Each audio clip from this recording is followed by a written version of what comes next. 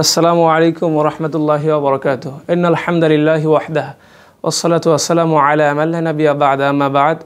সংক্ষিপ্ত হামদ ও সানার পর আজকে সংক্ষিপ্ত বক্তব্যের মূল বিষয়বস্তু হচ্ছে যে রোজাদারের সিয়াম ভঙ্গকারী বিষয়সমূহ। অনেকেই আমরা জানি না যে কি কি বিষয় রয়েছে যেগুলো সিয়াম ভঙ্গ করে, আমরা অনেকেই জানি না। তাদের জন্য আমি কিছু পয়েন্ট বলবো।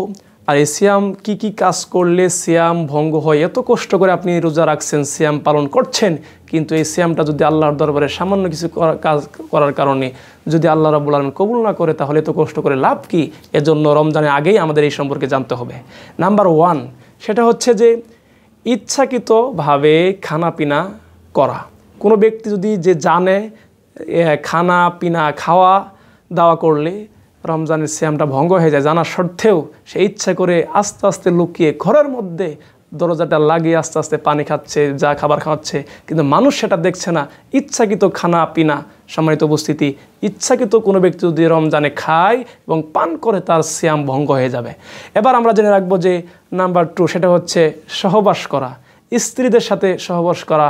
অনেক যুবক ভাইরা রয়েছে, অনেক ভাইরা রয়েছে যারা রমজান মাসেও ভুলবশতে নয়, ইচ্ছাকৃতভাবেই সহ্য না করতে পারে অনেক স্ত্রীর সাথে তারা তাদের স্ত্রীর সাথে সহবাস করে থাকে।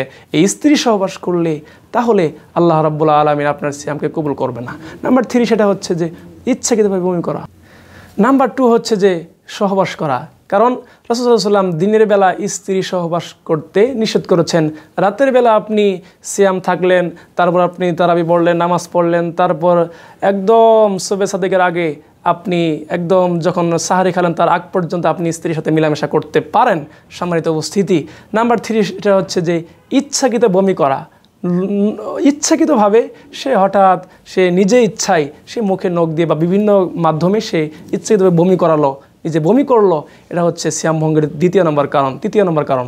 এবার আমরা জেনে রাখবো যে 4র্থ নম্বর কারণ, যেটা হচ্ছে যে হায়েস নিফাসের রক্ত বের হওয়া।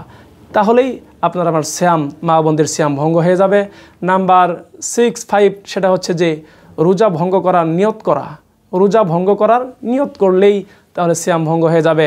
এবার নাম্বার 6, সেটা হচ্ছে যে ইসলাম ধর্ম ত্যাগ করা। কোনো ব্যক্তি যদি ইসলাম ধর্ম ত্যাগ করে, তাহলে তার জন্য তার সিয়ামটা ভঙ্গ হয়ে যাবে।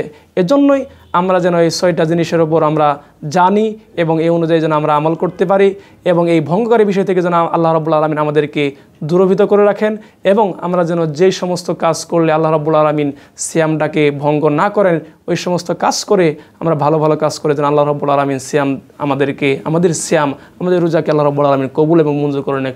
সকলে বলে আল্লাহুম্মা আমিন। ওয়া আখিরু দাওয়ানা আলহামদুলিল্লাহি রাব্বিল আলামিন।